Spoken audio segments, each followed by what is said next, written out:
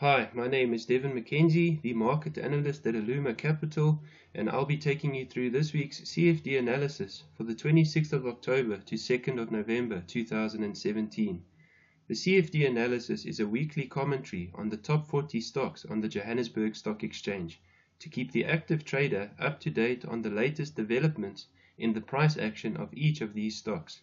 This commentary highlights key price levels, indicators of imminent shifts in momentum, possible breakouts, and other price actions that are worth noting and which may provide valuable trading opportunities. In order to get a general feel of how most of the stocks are trading in the market, one could take a look at the top 40 future index, which is a combined representation of the price action of the top 40 stocks, and then look to place trades in accordance with the movement of this index. A description of the top 40 future index can be found on slide 12 of this week's CFD analysis. The index traded between support at 51,950 points and resistance at 52,500 points over the past week, being held up by a weaker rand. We anticipate more of the same behavior in the week ahead. A move above 52,500 points is likely to be followed by further strength towards 52,600 points, while a move below 51,950 points is likely to see further weakness to 51,500 points. Taking a look at the daily chart, we can see that the index has traded higher one day and lower the next day, then higher the following day and lower the next day.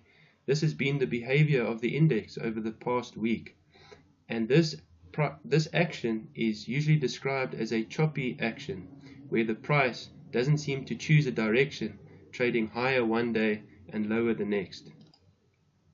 We anticipate more of the same behavior in the week ahead, and if the index continues to trade in this way, then we cannot really say that we'd prefer long trades over short trades or short trades over long trades at this stage.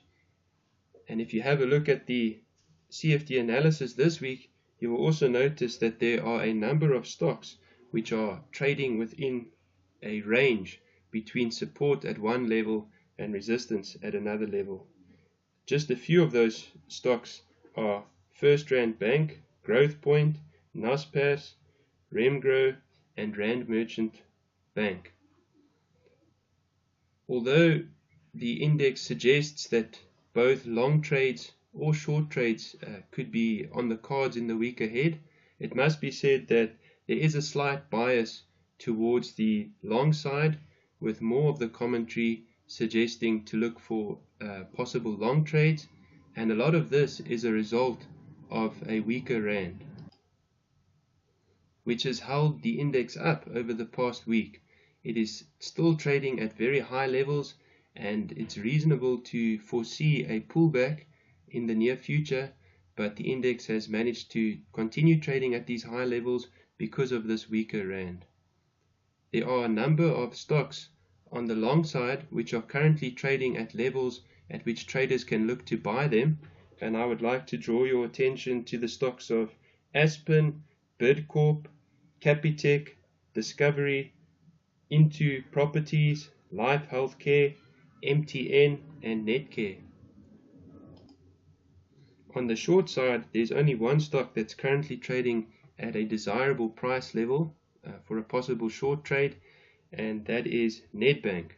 There are other possible long and short opportunities in the analysis this week, but we'd need to monitor the stocks in order to make use of those opportunities. As mentioned, the strength of the rand is going to play a significant role in the movement of the price action of the stocks this week, and the commentary on the South African rand against the US dollar can be found on slide 13 of this week's CFD analysis. The rand weakened substantially against the US dollar over the past week, breaking above the resistance at 13 Rand 50 cents, moving higher to the 13 Rand 80 cent level mentioned in last week's analysis, and reaching the 14 Rand level today after the delivery of the budget speech. And today is the 25th of October. The move above R13.40 towards the end of September validated an upside breakout out of a medium-term symmetric triangle pattern with the upside target of R14.50, and the target looks increasingly reachable. Key support will come into play around R13.50. The outlook is bearish, with more rand weakness anticipated in the week ahead. So looking at the chart, we can see the large green candle printed at the very far right of the chart. This shows significant rand weakness today, and the R14.50 target looks to be increasingly more reachable, but it's questionable whether the rand will continue rallying all the way to R14.50. It may pull back before it continues rallying towards that level, and if it does pull back, key support will come in at R13.50. That's your CFD analysis for this week.